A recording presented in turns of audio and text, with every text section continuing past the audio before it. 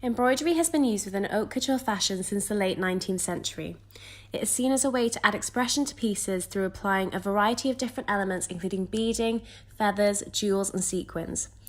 Nowadays, it can be seen on the runway within collections from renowned designers including Dior, Ralph and Russo and Oscar de la Renta.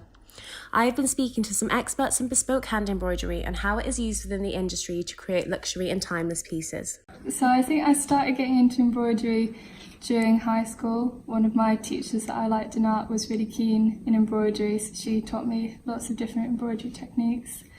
And it wasn't something that I thought I could do at university. There's lots of different embroidery techniques, and so during university I learned lots of different ones. I would learn crewel work, black work, canvas work, gold work, white work, so all these different traditional techniques. And then there's sort of more modern techniques that they use in couture embroidery, such as beading. So I think they add a lot of embroidery in fashion because it adds value to the dress. So especially if something is couture, if it's done in-house and it's all made by hand, then the embroidery adds a lot of value because it's made by hand. I think it's nice because it adds different textures to the dresses and different like sparkles and things. I think for me, I prefer using gold work embroidery. So that's like metal embroidery and you get lots of metal threads and like cords. So it's quite traditional. It's usually used in elastical embroidery and so on like uniforms and lots of embroidery for the royal family, like robes and gowns and things. But I just think it's so pretty and it sparkles and it's just, I'm like a magpie. So I trained in embroidery and my degree is in embroidery. So I've been teaching in higher education since 1990 and in further education for a few years before that. I'm based in Cumbria and I moved down to Hampton Court Palace to teach this programme about 6 years ago, so I've been course leader since then. There's a huge sort of upsurge in terms of artisan skills and skills that really show that provenance in terms of the making and really to set something apart, that it's not mass produced, that it's there, that it's built on tradition, that it may be sort of the owner of the piece is then able to understand the works and the hours that have gone into the piece, and then that's really sort of it sets it apart.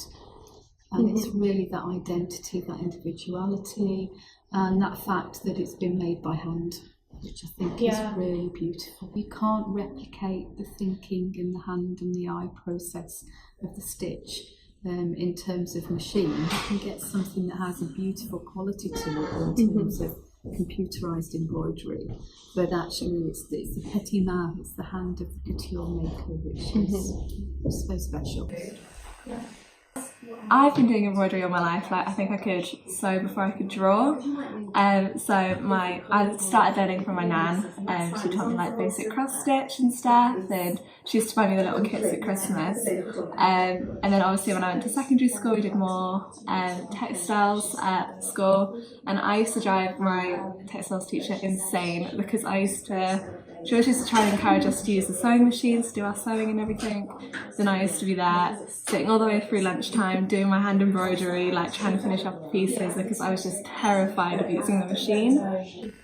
It kind of gives pieces an edge. A lot of companies today are using a lot more machine embroidery because it's fast fashion, it's creating a quick pace, and if you can use machine embroidery, it kind of speeds things up, whereas couture, it's more these one-off pieces, and I think it just kind of makes things feel a lot more special.